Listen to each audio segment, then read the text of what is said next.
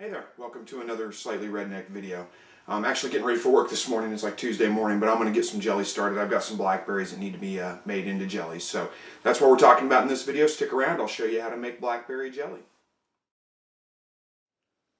Let's start off by talking about what you're going to need to make this. Pretty simple, really.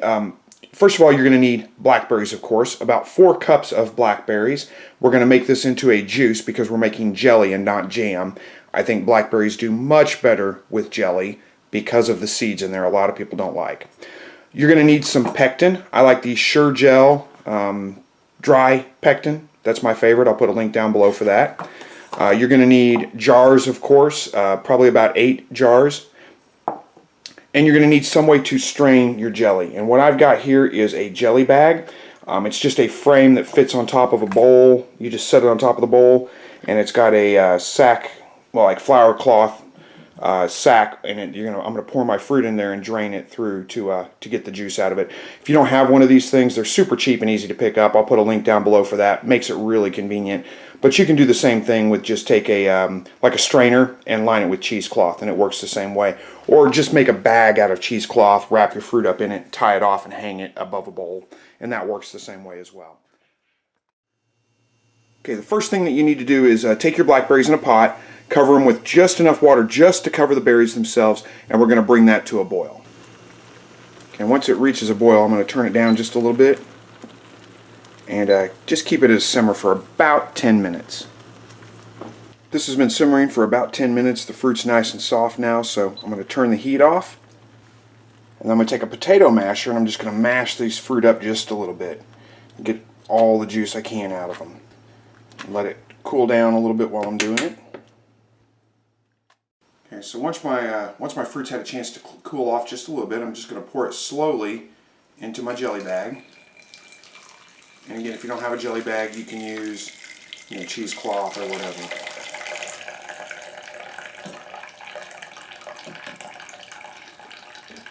And then I'm going to continue to let this drain, and what I'll do is I'm going to let this drain all day long. If you want really clear jelly, which I like clear jelly, don't squeeze this, don't force the stuff down through it, just let it drain until it's done draining.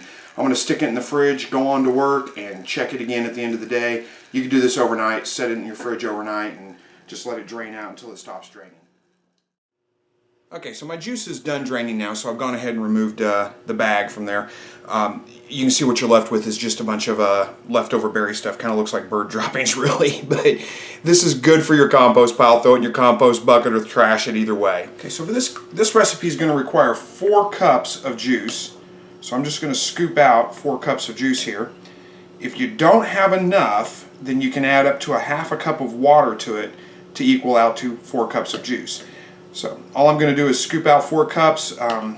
This is a pretty precise recipe, so you need to be pretty exact on your measurements. Again, I'm using a powdered pectin for this. You're going to use 1 package of powdered pectin.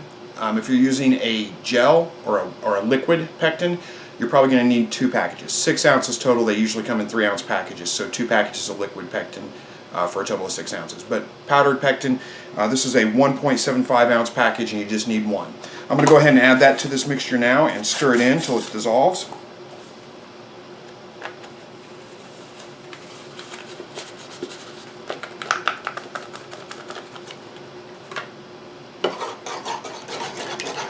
And finally, I'm going to add a pat of butter, and that's going to help with keeping the foaming down. Okay, you want to bring the juice to a full rolling boil. That means a boil that doesn't stop boiling when you stir it like this. It's continuing to boil. Then we're going to add our sugar in. We're going to add 7.5 cups of sugar in. I know that looks like a whole lot of sugar, but do not reduce the sugar content because otherwise your jelly may not set. So we're going to add 7.5 cups of sugar. Make sure you measure that out accurately with a dry measuring cup, a dry ingredient measuring cup. We're going to stir that in until it starts to dissolve. And we're going to bring this back to a full rolling boil. Okay, once you get back up to a full rolling boil, again, a boil that doesn't stop when you stir, just continues to boil, then we're going to set the timer for 1 minute and boil it for 1 minute. Okay, after 1 minute, we can kill the heat, take it off the heat, and we're going to ladle it. You need to work pretty quickly here because this stuff's going to start setting as it goes. And we're going to just ladle it into our prepared jars. So hopefully you got your jars ready to go ahead of time. I didn't think to mention that to you. And I'm not going to spend a lot of detail in this video talking about the canning process. But I do have a 14-minute long video on home canning basics if you need to view that. I'll put a link in the video right here for that. You can skim the foam off at the top if you want to. I don't really worry about it too much. I let it kind of incorporate into itself. But we're just going to ladle it into our jars. Give yourself about a 1/4 inch head space in the jar. And again, if you don't know what any of that means, then watch my video on home canning basics and I'll get you caught up on that stuff. Alright, and just like any other canning, what you're going to do is you're going to wipe the rim. Make sure that your lid gets a good seal. We're going to place our lid on the jar. We'll put a ring on there, and there we go. Just finger tight. It doesn't have to be cranked down real tight. Just finger tight. That's all.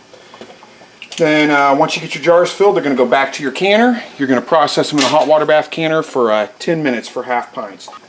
Let them rest in the canner for 5 minutes after processing, and then remove them to allow them to cool, and they'll set up within about 24 hours. All right, your jelly's been sitting for about 24 hours now, so it's time to check it. Check to make sure each one of them set. Just kind of take the jar and tilt it sideways, and you'll know if it didn't sit. It'll look like liquid. It'll just be liquid inside there. These all look like they set up just fine. Check them all to make sure that they sealed. Press the lids. As long as they're not popping up and down, they've sealed, they're fine. At that point you can take the rings off of them. You don't need the rings anymore. Put a label on them and store them in your pantry. If any of your jars did not seal, don't panic. It's nothing to worry about. Stick it in your fridge. You use it up within the next month. Heck, make some biscuits for dinner and use it up that night if you want to. This stuff's fantastic. So that's really all there is to it. These should store on the shelves for about a year, a little over. And thank you for watching. Hopefully you learned something from this. And hit the subscribe button below if you want to see more updates from me. And as always, God bless.